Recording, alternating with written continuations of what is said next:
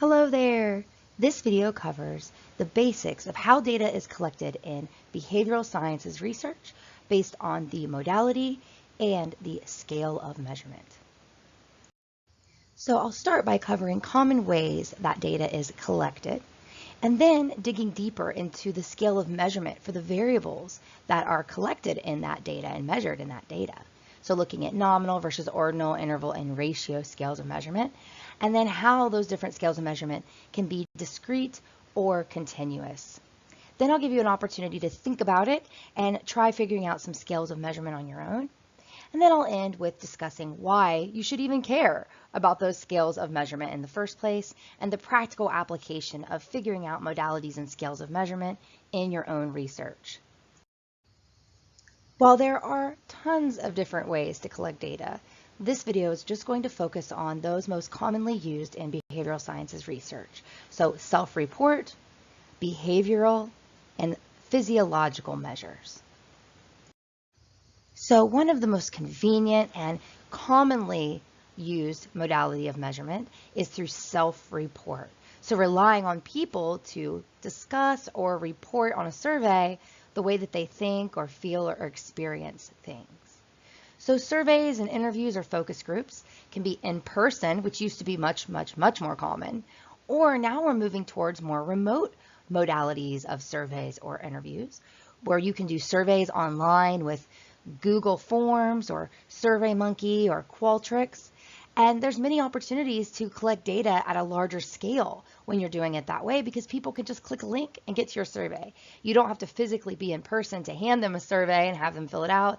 And even better, coming from experience as being somebody who enters data is automatically in your software program to analyze it when you do online survey data collection.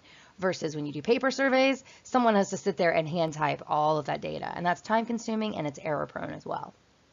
Remote technology also helps us when it comes to surveys or with focus groups and interviews. Now, instead of having to physically be in the same room with somebody and talk to them, you can meet on Zoom or on Microsoft Teams. And it's really exciting because you can record those conversations and have multiple people review them later and rate the content of those interviews or those focus groups. So it really increases the ability to glean the most that you can from those conversations and collect some data from those as well in an easy way. Artificial intelligence technology is moving to a point now where you could have a Microsoft Teams meeting and AI will summarize the key points and do a content analysis for you. So that's in the future, but it is coming. So self-report is nice because it's a direct way to measure constructs. A lot of those constructs are internal thoughts, feelings, beliefs, perceptions, and the best way to measure those is to ask people how they think, feel, or perceive the world. However, self-report may lack validity, especially if the survey is not anonymous, and in interviews and focus groups, right, that's definitely not anonymous.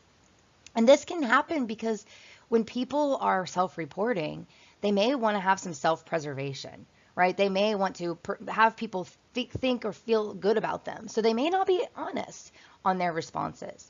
People also have somewhat poor self-awareness. We tend to overestimate how good we are at things and tend not to be as self-aware. So it might be nice to have other sources reporting on individuals as well.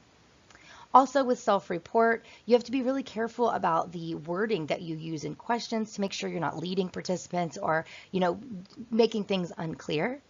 And with self-report, if they have a lack of interest in the study, they may give you inaccurate data. So just some things to think about. Even though self-report is very common and very convenient and pretty amazing, there are limitations. Now, behavioral observation relies on externally observable actions that you can actually see on the outside, unlike constructs that are measured through self-report, from the inside out. Behavioral observation can be natural, so just passive observation, or structured. So maybe you go into a lab and you're doing some performance-based tasks, or you're asking participants to do something and you're observing the outcome. It's possible to observe the variable of interest directly, by actually looking at it happen, but a lot of times behavioral observations are an indirect indicator of a construct. So maybe you're wanting to measure aggravation, but instead of having somebody do a survey and self-report that, you have them play a frustrating video game and you measure the number of verbal outbursts that they have while playing that video game. You're observing that behavior to tap into that internal construct of aggravation. It's really unreliable to rely on a single specific behavior to tap into constructs. So for instance, instead of just looking at number of verbal outbursts to measure aggravation, maybe you could also look at how many times they throw the controller down, or how many times they bite their lip, or how many times they grunt, right? So lots of different ways to tap into that aggravation. In addition to using several behavior indicators and hopefully using numeric ratings to measure those indicators, it's also important to have multiple raters of behavior, because different people see different things and you want to make sure that you're measuring things accurately. Now, behavioral observation used to be very time consuming and very challenging, because if you wanted to observe something for any period of time, especially in natural settings, researchers would have to go there and physically watch it happen and maybe even record it. But now, technology-enhanced surveillance can help improve the validity of behavioral observation. So, for instance, let's say that you're doing a study where a researcher is going to play a different type of music in each warehouse for a week and observe how many safety violations employees commit. And maybe they have a hypothesis that heavy metal music is going to result in more safety violations and classical music will result in fewer, and maybe no music will be in the middle. So instead of having observers go in there and record behaviors for a week, they can just have technological enhancement where a camera watches and records what they do and actually is trained to identify specific safety violations and record that as data. So if you watch that video that's linked, you'll get to see a really great example of that surveillance technology. It's a little freaky, I'll admit. It's a little big brotherish, it's a little invasive, but there's also really great technological advancements that can happen as a result of it. And just making sure that people who are on camera know that they're being observed. They'll be less prone to the Hawthorne effect. Eventually they'll forget the camera's there versus having a researcher staring at them, but it is important to have consent in those types of interventions and observations. Now, while it's much more common in medical research, physiological modalities of measurement are also used in behavioral sciences and social sciences research. And this just means there's medical technology that's used to detect physical changes and functioning. So the great thing about physiological measures is that they are objective and pretty reliable, assuming that the equipment is not too invasive or anxiety provoking, right? You don't want the modality of measurement to actually trigger responses that are going to bias your data or mess up your data. Problem with physiological measures is that it's often impractical, though, due to the equipment needed, like EKGs and fMRIs and saliva test kits to measure like stress through cortisol. But technology is getting cheaper and smaller, so a really great revolution are those smartwatches that can monitor heart rate and sleep patterns and a whole variety of other things. Physiological measures may lack validity, though, if, like with behavioral observation, we're using a physiological measure to measure a construct indirectly. So you have to ask yourself questions, right? Does sweat equal fear, right? That would be a physiological measure of sweat if you're trying to tap into fear. If you're trying to tap into stress and measure stress, does cortisol levels actually reflect stress? Does a fast heart rate equal fear, right? Does a BMI, is that a good physiological indicator of health, which is more of a construct? So you have to consider those things when you're using those physiological measures as an indirect way to tap into those internal constructs of interest. A case study is another modality of measurement, and this involves a really in-depth study and detailed description of a single individual or a very small group of individuals that have something remarkable happen to them or that are involved in some unique situation. Sometimes case studies involve an intervention or a treatment that's administered by a researcher, or sometimes it's more of a case history where there's no treatment or intervention, they're just digging deeper and investigating something that's already happened. So again, case studies and case histories are used to study really rare phenomenon and even really unusual clinical cases. So the advantage of a case study is that it does give a detailed, vivid, powerful, and really convincing picture of what's going on with specific individuals. It's very compatible with clinical work where you're working with individuals for a long period of time and you're maybe seeing really rare or unusual things. And again, it also helps you study those rare and unusual events. But some downsides of case studies is that there's limited generalizability. We don't know how well what we see in a case study with just a small sample or just one individual would be replicated outside of that sample or that person. Also, there's a potential for selective bias or subjective interpretation. If you're relying on one researcher to do this research and do this case study, it may not be as objective as it would be if you were doing more quantitative, more objective measures. Now I want to focus on data that's much easier than anything else to collect, which is automatic and archival data. So automatic data is data that is collected through systems in place for other purposes, like sales or purchasing habits or employee absences. Automatic data is easy to collect and is typically collected for the entire population of interest in business situations, so that would prevent the need for a random sample. An example of automatic data is like the purchases of rewards members at grocery stores. We all know that rewards member purchases are tracked, but did you know about how that data is used for something called segmentation? So segmentation is based on the principle that on average, 75% of the profit at grocery stores comes from 30% of the customers. So that rewards card data identifies the best or loyal customers, those who spend the most money the most often, and concentrates aisle space to products purchased by those best or loyal customers who make up the majority of their profit. Rewards card data is also used for targeted coupons for frequently bought items. And again, that data happens automatically and it's archived and it's there for the taking. Archival data is often institutional data. So high school student so if you look at students' high school and college GPAs, right, that's recorded in your college institutional data. Maybe if you're looking at clients at a counseling center, their trauma inventory scores at intake, those are already archived.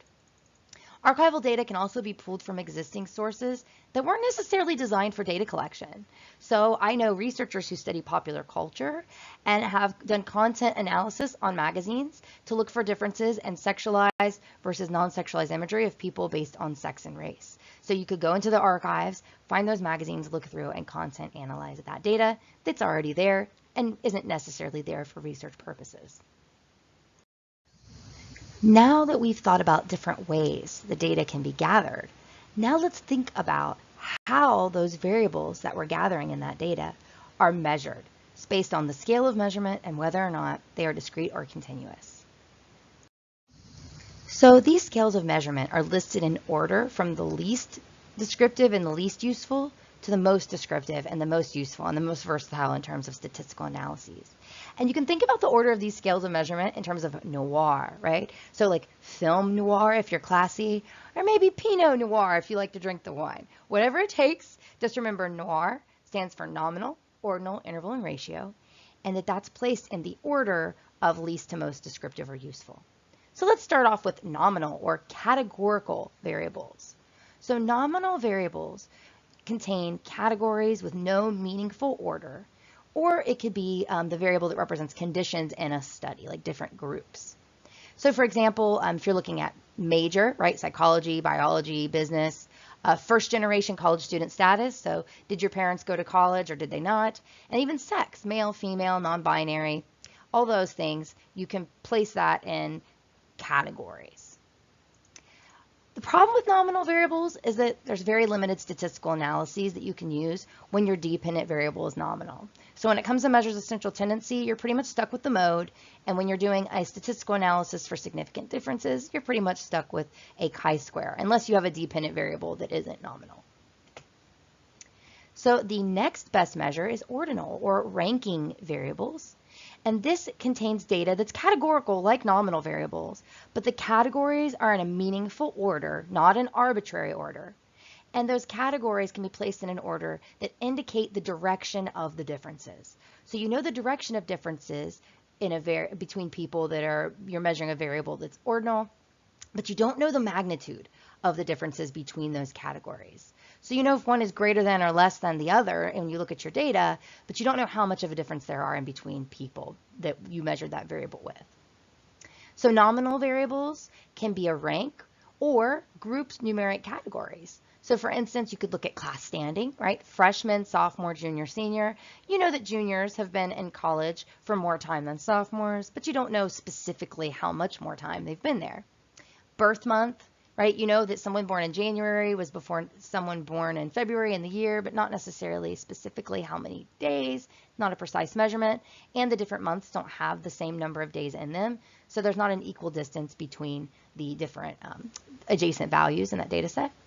Also, parents level, highest level of education, that's ordinal. You can put them in a meaningful order, but you don't necessarily know the magnitude of differences. Age group. So if you did age, you would know the precise difference between people in terms of age. But if you group that, like 10 to 19 or 20 to 29 and so on, that would be ordinal because you know some people are younger and some people are older, but not by how much. Another example of an ordinal variable would be like generation. So you know they're born sooner or later, but not necessarily how many years. And even tax bracket, right? You don't know how much more or less income people made, but you know they're in a higher or lower tax bracket, which is kind of a grouped number. Ordinal variables have somewhat limited statistical analyses. You can use the mode or the median and some forms of correlation, but it doesn't open itself to every possibility.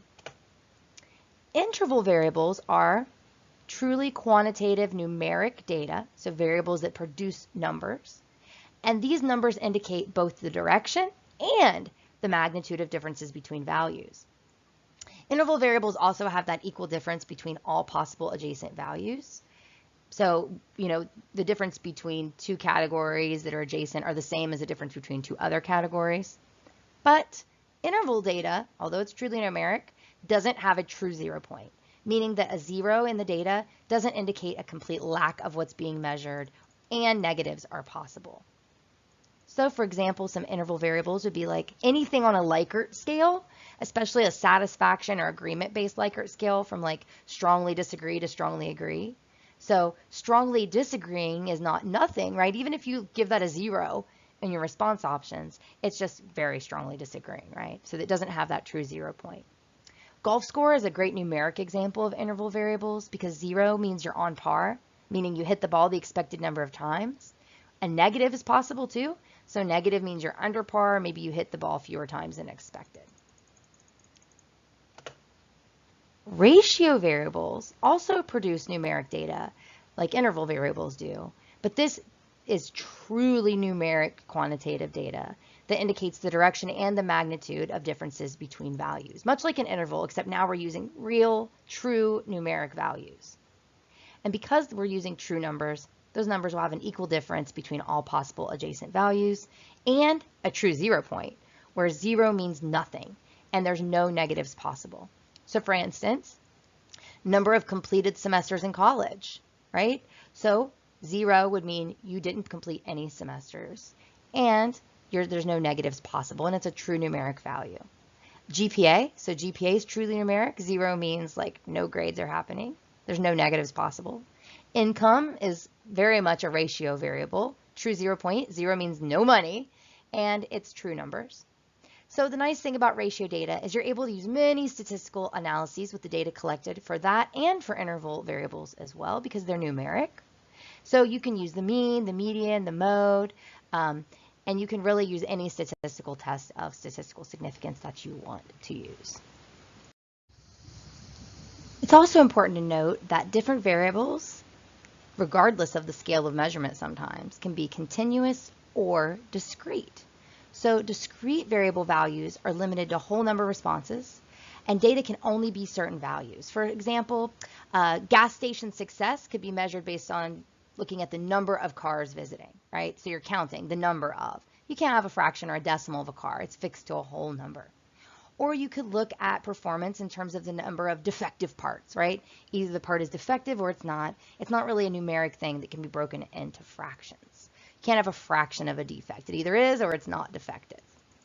So really, you can also think about discrete variables like number of completed semesters, right? That's a numeric thing, but it's fixed to whole numbers because we're looking at how many you completed. And if it's a fraction, it's not a completed semester. Continuous variables are numeric and they can be divided. It's really data that can be almost any value in between whole numbers. And you don't look at what the data looks like, but you think about what the possible values of the data could be. So maybe instead of looking at how many cars you come with a discrete variable to measure gas station success, you look at the number of gallons of gas sold, right? So now instead of how many, you're looking at how much. You're measuring the amount of something. And gallons of gas can be a fraction or a decimal.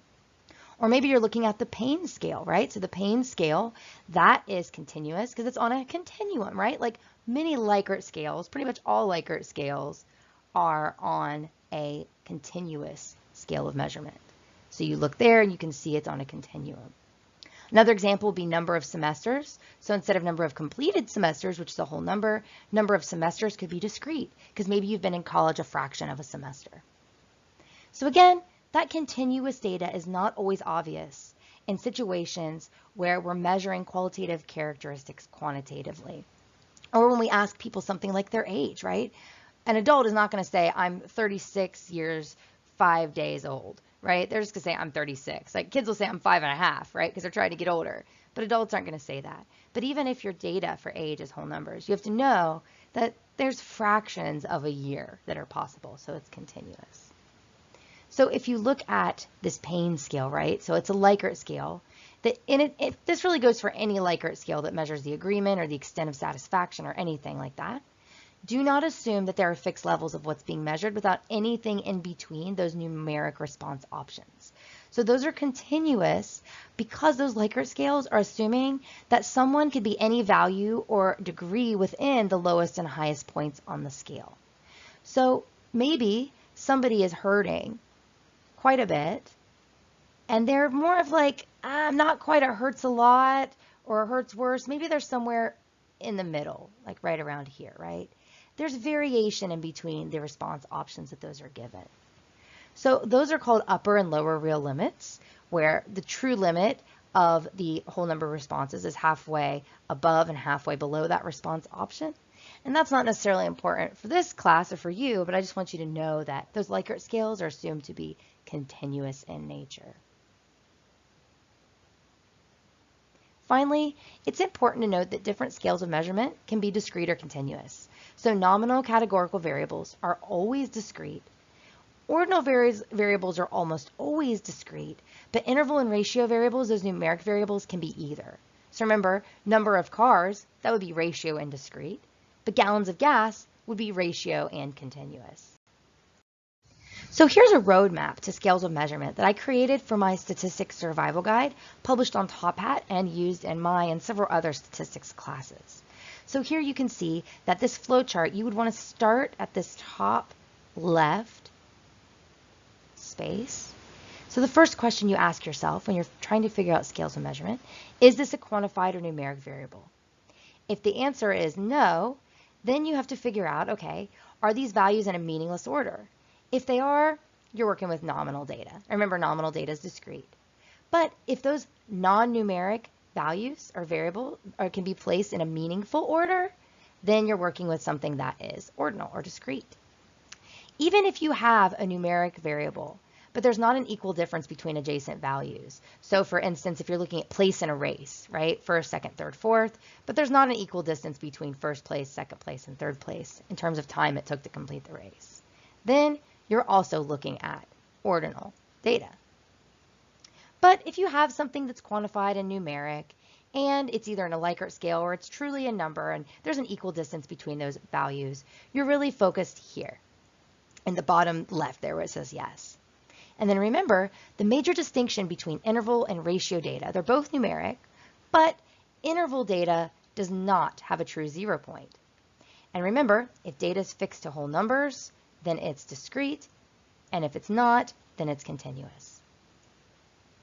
If we go back down to the bottom left, if you have numeric data and the values have a true 0 point and it can never be negative, then you're working with ratio data. And remember, if it's fixed to whole numbers, it's ratio and discrete, and if it can be a fraction or a decimal, or implied that it's on a continuum like a Likert scale, or that it could be a fraction or decimal numerically, it's ratio and continuous. So I hope this flowchart helps you identify scales of measurement, both for the activities you do in this class and maybe for your own research or statistics in the future. So now I want you to stop and apply what you just learned. and really think about scales of measurement and whether or not scales of measurement are discrete or continuous. So I encourage you to pause this video and read this scenario and try to answer these two questions. And if you need to, go back and look at the flowchart in the slides. Okay, so hopefully you paused and tried this on your own because that is definitely the best way to learn. So if we look at Ginny gathering sales data from her newly formed company to present to a group of investors, hoping they'll be impressed by her 150 grand in sales last quarter. So here, the scale of measurement for sales would be ratio. This is truly numeric with a true 0 point, where 0 would represent no sales. And Ginny's sales figures are continuous because money can be a decimal, dollars and cents, right? So Ginny could use any measure of central tendency, the mean, the median, or the mode, and which ones she chooses would be based on how the data is distributed, if it's like a normal distribution or if there's a lot of highs and lows and just some in the middle. And she could use any statistical analysis that she would want, depending on the other variables included in the analysis. So now I want you to try a second scenario. So pause this video and flex your skills again to see if you can identify the scale of measurement and the variable that's actually being measured, and if Harry's variable is discrete or continuous.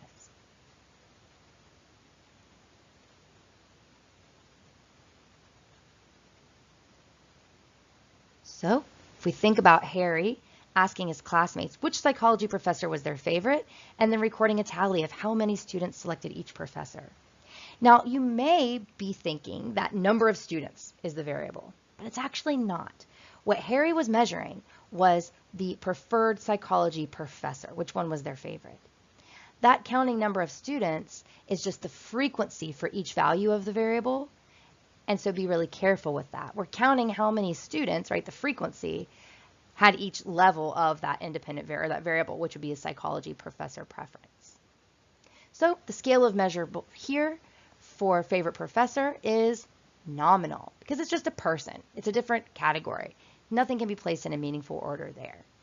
And this is discrete because these are whole categories, whole people, right, different professors with no fractions or decimals possible.